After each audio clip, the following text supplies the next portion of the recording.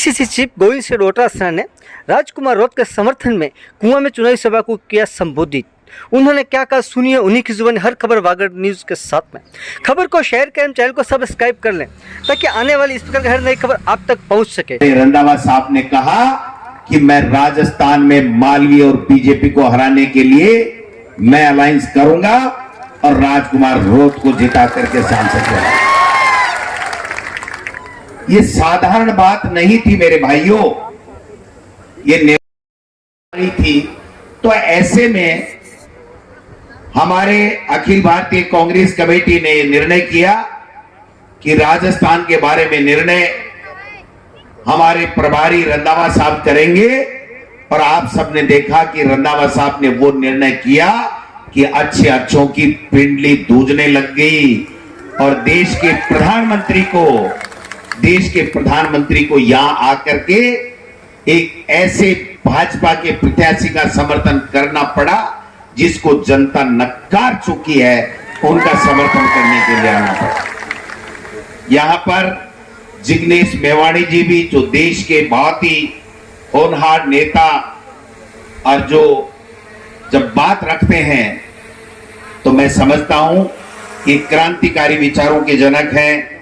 जिग्नेश मेवाणी जी भी आए हैं, हमारे वरिष्ठ नेता ताराचंद भगोरा साहब भी हैं, हमारे विधायक नानालाल जी इनामा साहब भी हैं, हमारे उमेश जी डामोर साहब भी हैं, एमएलए साहब राम प्रसाद जी इंदौर भी हमारे साथ में एमएलए थे, वल्लभ जी पाटीदार हमारे जिलाध्यक्ष कांग्रेस के हैं, हमारे अखिल भारतीय कांग्रेस कमेटी के सदस्य। खराब चला जाएगा, लेकिन उनको ये पता नहीं कि ये आदिवासी हैं, ये अंग्रेजों के सामने भी नहीं झुके, प्राणों को बलि देकर के प्राण न्योछावर करके भी देश को आजाद कराया। ये इस बांसवाड़ा डूंगरपुर को भी बीजेपी से आजाद करा के छोड़ेंगे, आजाद करा के छोड़ेंगे, ये मैं कहना चाहता हूं। ज्यादा लंबी चौड़ी बात नहीं करूंगा।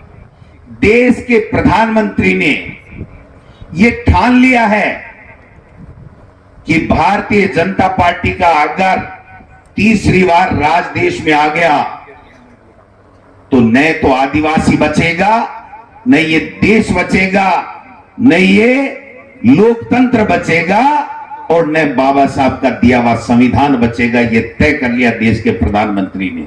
और आपने देखा हुआ कि वो जिस प्रकार का भाषण देने लगे, पहले फेज में उनकी हवा उड़ गई। वो 102 में से जहां अधिकतर सीटें अपनी मान रहे थे, 30 सीटें भी उनकी आने वाली नहीं है। और पूरे हिंदुस्तान में 4 जून को आप देख लेना, वो 150 के अंदर रह जाएंगे, 150 के अंदर रह जाएंगे।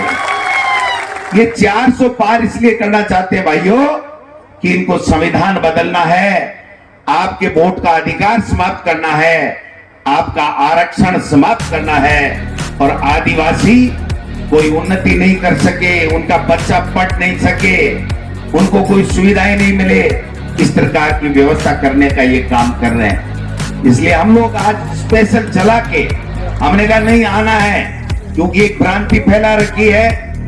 इस आप पता नहीं कांग्रेस में क्या है, क्या हुआ, क्या नहीं हुआ। मैं आपको स्पष्ट कह देना चाहता हूं इस मंच के माध्यम से, कांग्रेस पार्टी ने तय कर लिया। नहीं भूल जाए वो, अरे बीजेपी का मोरिया भूलेगा तो मालवीय का अपने आप भूल जाएगा, ये कहना चाहता हूं मैं। इसलिए ज्यादा हमें भी जाना है जोधपुर भी।